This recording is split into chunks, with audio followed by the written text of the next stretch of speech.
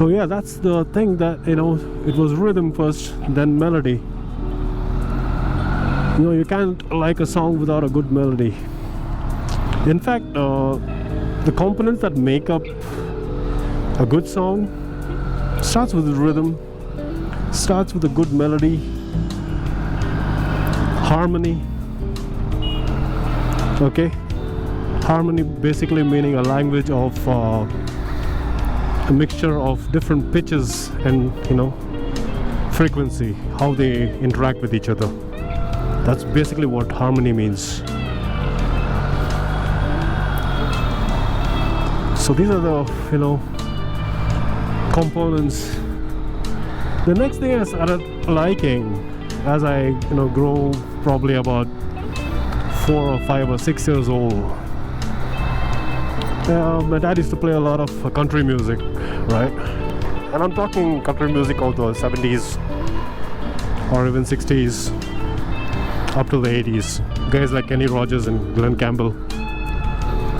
Man, the songs had a meaning. They had a story.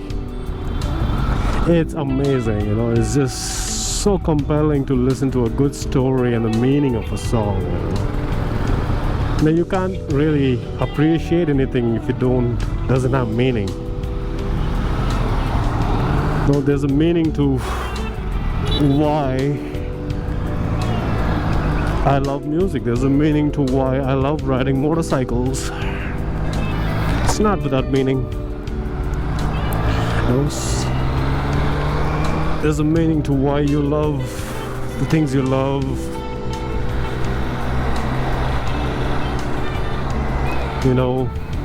Dream about the things you dream about. Without meaning, there's really nothing. It's gotta have meaning.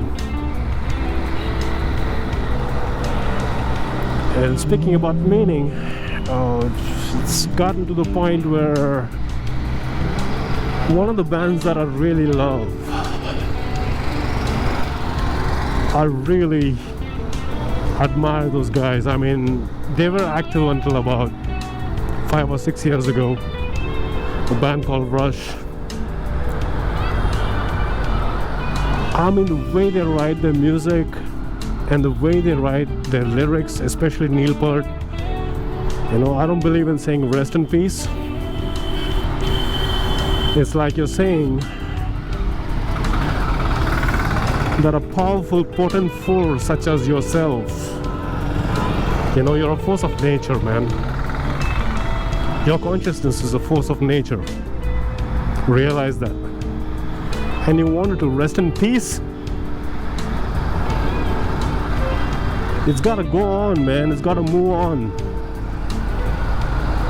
Move on to higher realms, take other forms of life, and raise the vibration of the ones lost in darkness,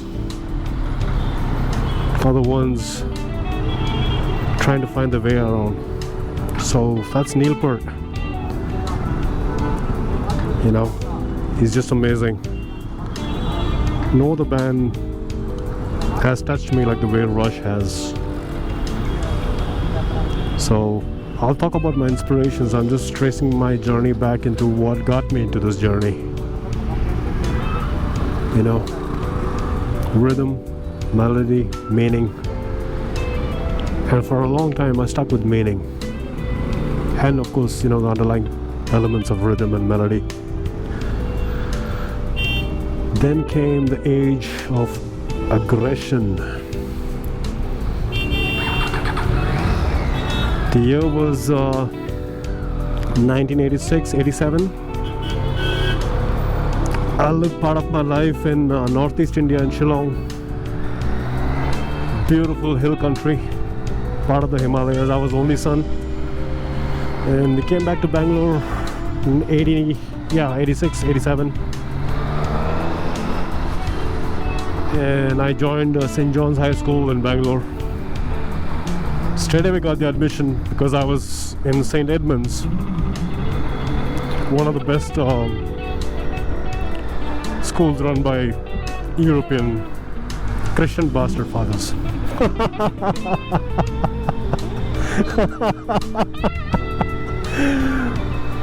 Holy smoke, man. You're already holy. You don't have to pretend to be any more holier than you are, man. You can't outsmart the intelligence of the universe. You gotta be yourself and be honest to yourself. That's the first thing you gotta do before you believe in a God that never speaks back. Anyways, let me not get into the religious mumbo jumbo. I belong to no religion. I belong to no country. I'm a citizen of the universe. And my consciousness contains you. And your consciousness contains the things that it expands to. So yeah. The age of aggression. Yeah, this is the road, man. This, by the way, is one of the oldest hotspots in Bangalore. It's Brigade Road. This place used to be the hub for all kinds of travelers back in the 80s, man. I mean, back in the 80s, Bangalore was super cool. I mean, it's still cool now. It's just too crowded. Right now with the lockdown, it looks like how it was back then. So one day my dad brings me, actually there's my favorite Thai shop on this road. It's no longer there. It's called the Sapphires. I was like, have you seen that movie Omen? Damien? Yeah. Demon Child. If I wanted something, I wanted it. If I wanted a car, I wanted it. If I wanted a toy, I'd make a racket in the house and I'll get it. Just like how I got myself the Triumph, man, I always wanted it.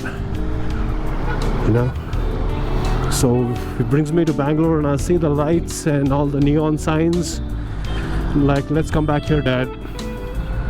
It's not a bad city, really. It's probably one of the most, open-minded, really peaceful people here. Nobody, you never hear of much violence and yeah, stuff goes around. There are idiots everywhere in the world, but generally I like the city, man. It's nice. It's changed quite a lot over the years, but it's a beautiful city. I love my Bangalore. Right now I'm thinking, places like the United States. I wanted to go there when I was a kid.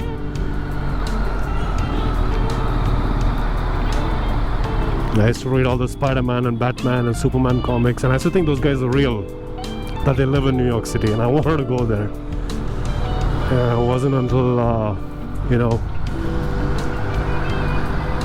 decade or more ago, when my close friend went there and he told me the stories about the place. He said, yeah, the place is nice with good roads, good buildings, but the people's hearts and minds are fucked up.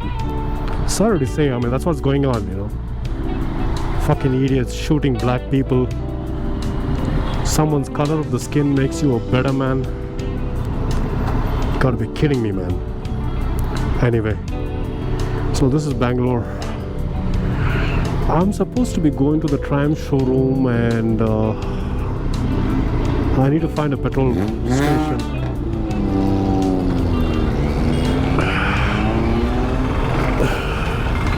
Let's see.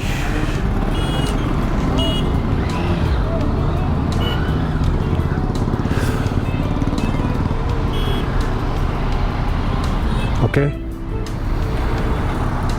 So I grew up and I lived here from the late 80s. So yeah, the transformation of perception in music changed from rhythm, melody, meaning to aggression. Born from the dark in the black cloak of night, the windmill of the prey below delivered to the light. You eliminate your enemy, Hit them in their sleep when all is one and last. Spoils the wars are your escape. Great nations built from the bones of the dead, with blood and straw, blood and sweat. You know you would when your enemies praise your architecture of aggression.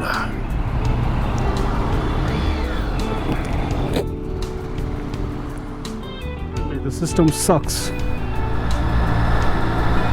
Clearly the world governments are failing. Clearly we are failing as a species. We're not uniting, we're dividing each other. There's so many things to cry out against, so there's a very clear place for that. I still stand by it, though I wouldn't play, or I probably may not write or compose heavy metal music, but that aggression is still there. Alright, we are near the Triumph showroom. I can see a couple of street twins. What say we rev the engine?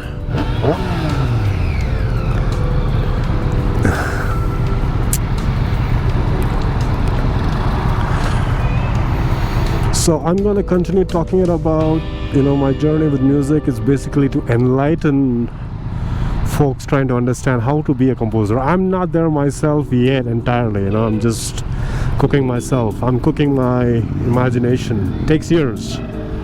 But I'm at the point where I can come up with simple ideas, So we're coming to the Triumph showroom. Gotta pick up the RC card.